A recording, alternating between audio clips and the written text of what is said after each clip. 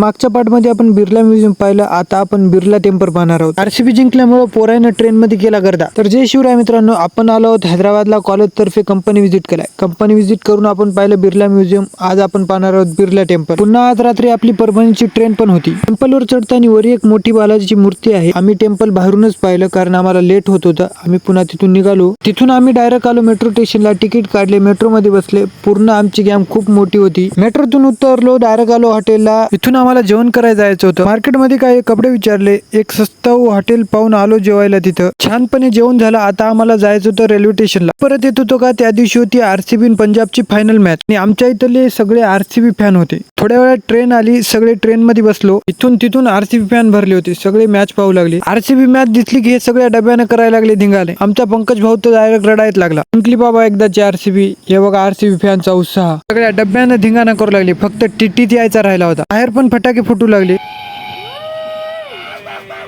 हे कसल्या विचित्र प्राण्याचा आवाज नसून आमच्या भाऊचाच आवाज होता. आम्हाला सकाळी उठवत होता, पण कराळे भाऊला काहीच फरक पडत नाही. त्याच प्रकारे सरला पण जाऊन उठवण्याचा प्रयत्न केला, पण ते फेल गेला.